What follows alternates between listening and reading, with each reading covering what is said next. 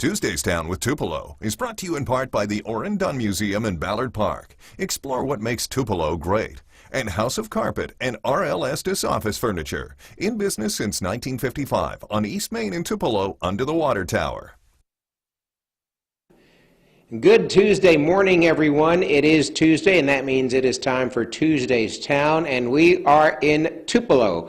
In fact, we're in Tupelo City Hall, right outside of the mayor's office, and joining us now to talk more about Tupelo and all the things going on is Mayor Jason Shelton. Mayor, thank you so much for being with us. Lots of stuff going on in Tupelo. Y'all have the Major Thoroughfare program. I know for years that has been a big deal for the city. Tell us about that. Absolutely. The Tupelo Major Thoroughfare program is one of our most progressive initiatives here in Tupelo. It's a self-imposed 10-mil tax that's voted on by our citizens every 5 years.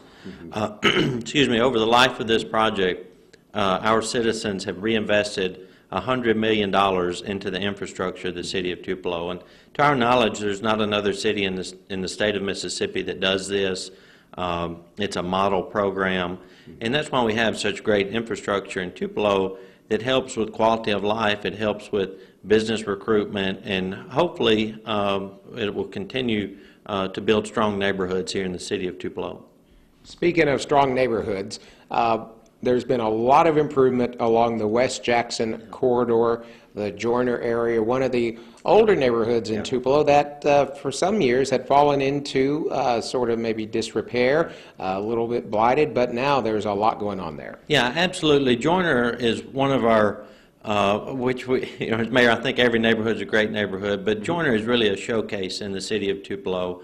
It's a great area for young professionals, for young families, and like I say, it's a traditional neighborhood in the city of Tupelo. Over the last decade or so, we saw a little bit of blight creeping in around the perimeter of the neighborhood. So kind of in the same Tupelo way, we were proactive and we, we addressed the situation head on. So we have the West Jackson Street Improvement Project, which is going to lead to about 25 or 30 new homes. You'll have underground utilities. You'll have, through the Major Thoroughfare program, a widened street. We'll have sidewalks. We have a new restaurant. Existing business, Daddy's Duck, which is William Hurd's artwork, is going to do an extensive renovation.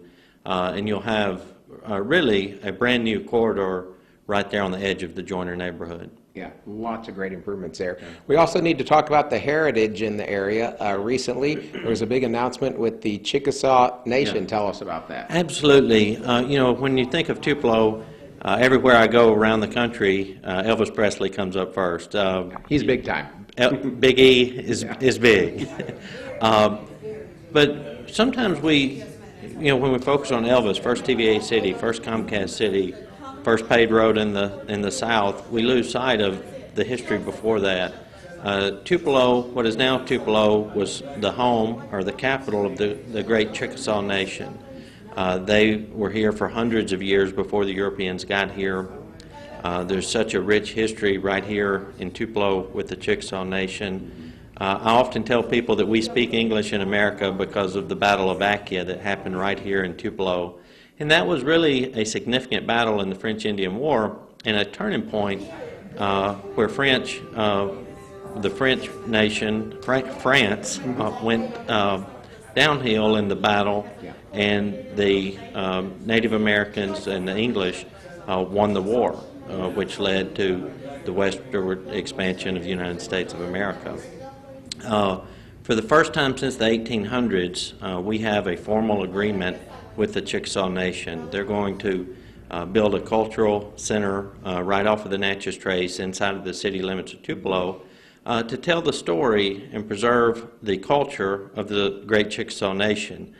That is going to be a Smithsonian quality center that's going to cost about $20 million, and it's just going to be a great enhancement to the city of Tupelo. You're going to see I think increased not just the cultural and the educational aspects of it, but there's a financial bottom line. I think we're going to see an increase in tourism, and I think we're going to see the added dividends of what our Convention and Visitors Bureau and what the city has been trying to do for many years, and that's make the city of Tupelo an overnight destination. So somebody could come here and they could see the Elvis Presley birthplace. They could see the Chickasaw Interpretive Center or Cultural Center. We'll soon have the Vietnam Memorial Replica Wall, the Aquatic Center, the museums, Orindon, the shopping and dining and other things that we have here in Tupelo. We're continuously working to improve all of that, and we're very proud of what we've accomplished, and we're going to continue that progressive mindset in the future. Sure. Quickly on economic development, Yeah. It's been a big year regarding sales tax. Absolutely. We're so proud of the economy here. At a time when the state and national economies have sputtered, Tupelo's economy is going strong. We've got 3 consecutive years of record growth in the city of Tupelo, and we're very proud of that. This year we're on pace for another record year, the highest sales tax in the history of the city of Tupelo, and that's a sign, that is a direct indicator of economic growth in our city. So cautiously optimistic, I think, is the appropriate cliche, but we are going to continue to focus on our local economy and continue to grow our local economy. Well, all right, there's lots of stuff to talk about in Tupelo. Thank you so much, Mayor Jason Shelton, for joining us. That's it in Tupelo City Hall. We're going to send it back to Sunrise. Good morning, everyone.